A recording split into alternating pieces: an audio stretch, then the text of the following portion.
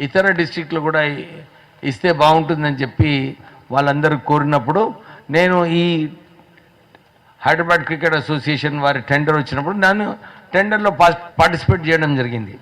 అంటే మేము ఎప్పుడు కూడా మా విశాఖ ఇండస్ట్రీస్ అనే కానీ కాకా గారి ప్రోత్సాహంతో నుంచి అప్పటి నుంచి స్పోర్ట్స్ అంటే స్పోర్ట్స్ డెవలప్ చేయాలి ఈ రాష్ట్రంలో, స్పోర్ట్స్కి ప్రాధాన్యత ఇవ్వాలని చెప్పి కాకా వెంకటస్వామి గారు ఆ రోజులలో నాకు ఫోర్స్ చేసి విశాఖ ఇండస్ట్రీస్ తరఫు నుంచి రాజీవ్ గాంధీ క్రికెట్ స్టేడియంకి స్పాన్సర్ అప్పుడు ఆ రోజుల్లో చేయడం జరిగింది.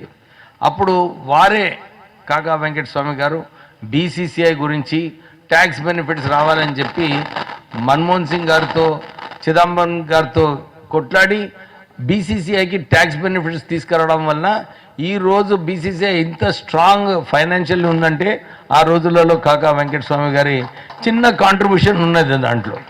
సో ఇట్లాంటి తరుణంలో కాకా వెంకటస్వామి గారు ఏదైతే స్పోర్ట్స్ గురించి చేశారో నేను కూడా అదే బాటలో పోవడము, ఈరోజు ఈ ఒక మంచి అవకాశం ఏదైతే మన డిస్ట్రిక్ట్ క్రికెటర్స్కి లభించిందో ఈ టోర్నమెంట్ ద్వారా ఇంకా ఎక్కువ క్రికెటర్స్ పైకి రావాలి.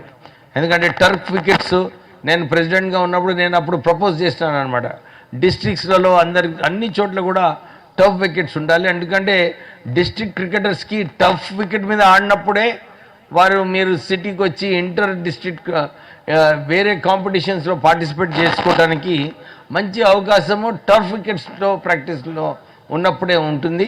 సో దెర్ ఈజ్ నీడ్ అన్నమాట. ఇప్పుడే మా బ్రదర్ చెప్పినాడు, అరే మాకు ఒక స్టేడియం కావాలి, మా సొంత భూమి కావాలి కరీంనగర్ డిస్ట్రిక్ట్ అసోసియేషన్ అంటే డెఫినెట్లీ రావాలి. మేము పొన్నం గారు మేము ఇద్దరం ఎంపీస్గా ఉన్నప్పుడు అప్పుడు కూడా మేము కలెక్టర్ గారికి చెప్పి 7-8 acres to 10 acres అన్న మినిమం మాకు క్రికెట్ అసోసియేషన్ కావాలన్నప్పుడు అప్పుడు ఆ రోజులలో కొన్ని ప్రపోజల్స్ ప్రిపేర్ చేసినారు. తర్వాత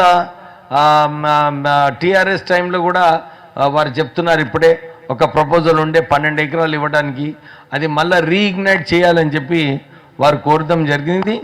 ప్రభాకర్ గారు ఈ 12 ఎకరాలు మనము ఎట్లనైనా మన ఆది శ్రీనివాస్ గారు మా చీఫ్ విప్ గారు వస్తున్నారు. Sir welcome. వెయిట్ చేసి స్టార్ట్ చేసినాం.